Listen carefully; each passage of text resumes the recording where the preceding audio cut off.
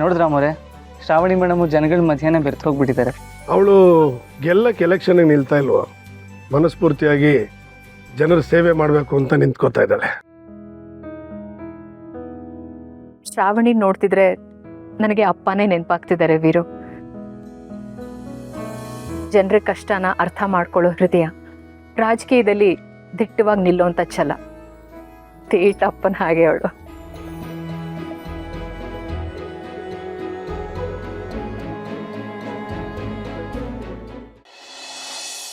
ಅಮ್ಮ, ಅಪ್ಪ, ನೀವು ಇವತ್ತು ಅಲ್ಲಿ ಇರ್ಬೇಕಾಗಿತ್ತು. ಎಷ್ಟು ಖುಷಿ ಆಗ್ಬಿಡ್ತಾ ಇದ್ರಿ ಗೊತ್ತಾ? ಎಷ್ಟು ಜನ ಸೇರಿದ್ರಿ ಗೊತ್ತಾ? ಎಲ್ರ ಬಯಲು ಮೇಡಮ್ ಮೇಡಮ್ ಶ್ರಾವಣಿ ಮೇಡಮೇ. ಏನ್ ಗೊತ್ತಾ, ಎಷ್ಟೋ ವರ್ಷಗಳಾದ್ಮೇಲೆ ಹೆಣ್ಮಕ್ಳಿಗೆ ಕಷ್ಟ ಕೇಳೋದಕ್ಕೆ ಒಂದು ಹೆಣ್ಮಗು ಬಂದಿದೆಯಲ್ಲ, ಅದೇ ಖುಷಿ ಅವ್ರಿಗೆ. ಈ ಸಲ ಮೇಡಮ್ಗೆ ಲೇಡೀಸ್ ಓಟು ಫುಲ್ಲು ಬೀಳುತ್ತೆ ನೋಡ್ಕೊಳ್ಳಿ. ಸುಬ್ಬು, ಅಪ್ಪಂಗೂ ಲೇಡೀಸ್ ವೋಟ್ಗಳು ಜಾಸ್ತಿ ಬೀಳ್ತಿತ್ತು. ಇವರೆಲ್ಲ ಅಪ್ಪನ ಅಭಿಮಾನಿಗಳಿರ್ಬೋದಾ? ಇರ್ಬೋದು. ವೀರುನು ಹೆಣ್ಮಕ್ಳ ಕಷ್ಟಕ್ಕೆ ಹೆಗ್ಲಾಗಿ ನಿಲ್ತಾ ಇದ್ದ. ಹೆಣ್ಮಕ್ಳು ಏನಾದರೂ ಕೆಲಸ ಮಾಡ್ತೀನಿ ಅಂತ ಹೇಳಿದಾಗ ಅವ್ರಿಗೆ ಸಹಾಯ ಮಾಡ್ತಾ ಇದ್ದ,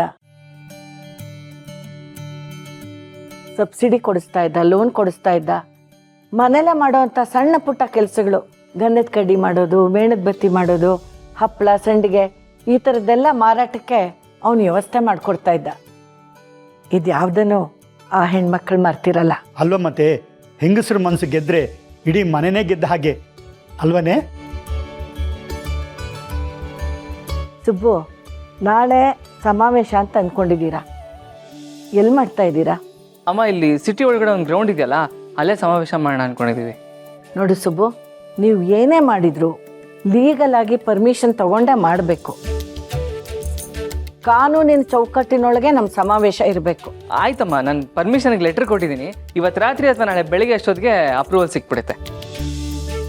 ಹಾಗಾದ್ರೆ ಪರ್ಮಿಷನ್ ಅಪ್ರೂವಲ್ ಆಗೋಷ್ಟರಲ್ಲಿ ನಾವು ಸಮಾವೇಶಕ್ಕೆ ಎಲ್ಲ ರೆಡಿ ಮಾಡ್ಕೊಂಡ್ಬಿಡೋಣ. ಒಳ್ಳೆಯದು. ನೀವು ಸಮಾವೇಶಕ್ಕೆ ಏನೇನು ಬೇಕೋ ಅದನ್ನೆಲ್ಲ ತಯಾರಿ ಮಾಡ್ಕೊಳ್ಳಿ. ನಾನು ಸ್ವಲ್ಪ ವಿಶ್ರಾಂತಿ ತಗೋತೀನಿ.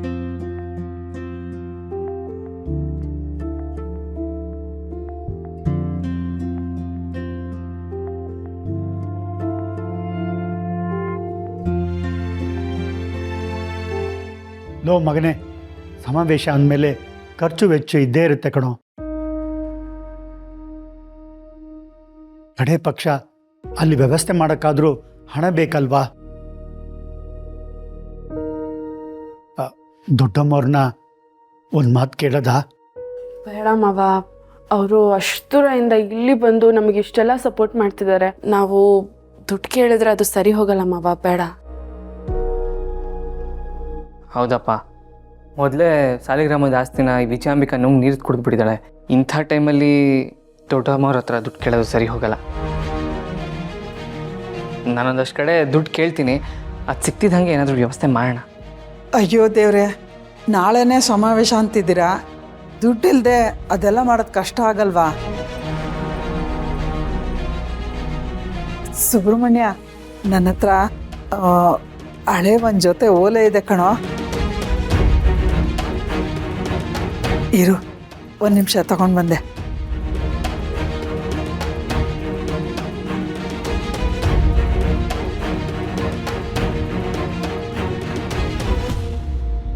ಸುಬ್ರಹ್ಮಣ್ಯ, ಇದು ನಂದು ಹಳೆ ಓಲೆ ತಗೊಳಪ್ಪ. ಇದನ್ನ ಮಾರಿ ನಾಳೆ ಸಮಾವೇಶ ಚೆನ್ನಾಗಿ ಮಾಡಿ. ಬೇಡ ಅತ್ತೆ, ಏನ್ ಮಾಡ್ತಿದ್ದೀರಾ ನೀವು? ಅಲ್ಲ, ನಿಮ್ ಓಲೆಗಳನ್ನ ಮಾರಿ ಸಮಾವೇಶ ಮಾಡದ?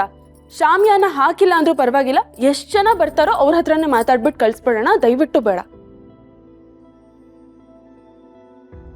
ಹಾಗಂದ್ರೆ ಆಗಲ್ಲ ಅಮ್ಮವ್ರೆ. ನೀವು ಮಾತಾಡೋ ಮಾತು ಅವ್ರಿಗೆ ಕೇಳಿಸ್ಬೇಡವಾ? ಒಂದು ಮೈಕು, ಶಾಮಿಯಾನ, ಚೇರ್ಗಳೆಲ್ಲ ಬೇಕಾಗುತ್ತಲ್ವಾ? ಸುಬ್ಬು, ನೀನು ಹೋಗಿ ಈ ಓಲೆನ ಮಾರಿ ದುಡ್ಡು ತಗೊಂಬಪ್ಪ. ದಯವಿಟ್ಟು ನಿಮ್ ಕೈ ಮುಗಿತೀನಿ, ಎಲೆಕ್ಷನ್ಗೋಸ್ಕರ ಮನೆ ದುಡ್ಡನ್ನ ಖರ್ಚು ಮಾಡಬೇಡಿ ಪ್ಲೀಸ್. ಮೇಡಮ್, ಎಲೆಕ್ಷನ್ ನಿಂತಿರೋದು ಈ ಮನೆ ಸೊಸೆ. ಅಮ್ಮನಿಗೆ ಒಡವೆ ಕೊಡೋದ್ರಲ್ಲಿ ಖುಷಿ ಇದೆ, ಒಂದು ಹೆಮ್ಮೆನೂ ಇದೆ. ಏನಮ್ಮ? ಇರಲ್ವಾ ಮತ್ತೆ? ನಮ್ಮ ಮನೆ ಸೊಸೆಗೋಸ್ಕರ ನಾನೇನು ತಾನೇ ಮುಡುಪಾಗಿಟ್ಟಿದ್ದೀನಿ. ಕಡೆ ಪಕ್ಷ ಇಂಥ ಸಮಯದಲ್ಲಾದರೂ ಇದು ಉಪಯೋಗಕ್ಕೆ ಬರಲಿ. ನೀವು MLA ಆಗಿ ನಿಮಗೆ ಸಂಬಳ ಬರುತ್ತಲ್ಲ, ಅವಾಗ ಬಿಡಿಸ್ಕೊಂಡ್ರೆ ಆಯಿತು. ಸುಬ್ರಹ್ಮಣ್ಯ, ತಗೋ, ಇದನ್ನು ಮಾರ್ಬಿಟ್ಟು ದುಡ್ಡು ತಗೊಂಬ. ಸರಿನಮ್ಮ, ಆಯ್ತು, ಬರ್ತೀನಿ.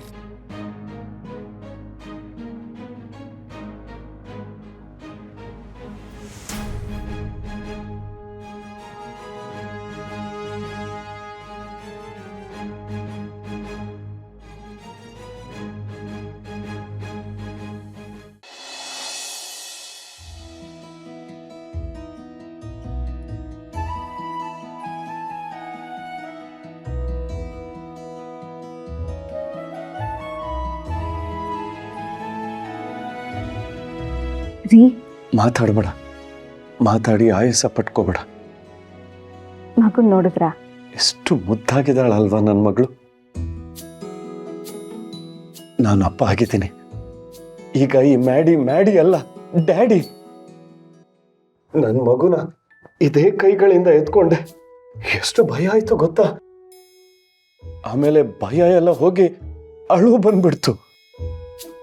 ನನ್ನ ಮಗು ನನ್ನ ಭಾವನೆನ, ನನ್ನ ಮನಸ್ಸನ್ನ ಬದಲಾಯಿಸ್ಬಿಡ್ತು ಸಾವಿತ್ರಿ. ಏನ್ ಹೇಳ್ತಾ ಇದ್ದೀರಾ?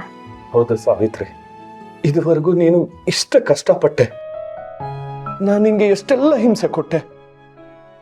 ಇಂಥ ಟೈಮಲ್ಲೂ ನಾನು ನಿನ್ ಜೊತೆ ಇರಲಿಲ್ಲ. ಇದೆಲ್ಲ ನನ್ನ ಮಗು ಗೊತ್ತಾದ್ರೆ ಅದು ಎಷ್ಟು ಬೈಕೊಳ್ಳುತ್ತೋ ಏನೋ. ನನಗೆ ತುಂಬಾ ಗಿಲ್ಟ್ ಆಗ್ತಿದೆ ಸಾವಿತ್ರಿ. ಮಗು ದೊಡ್ಡೋಳಾದ್ಮೇಲೆ ಈ ವಿಷಯ ಎಲ್ಲ ಹೇಳ್ಬೇಡ. ಅಪ್ಪ ತುಂಬಾ ಒಳ್ಳೆಯವರು ಅಂತಾನೆ ಹೇಳು.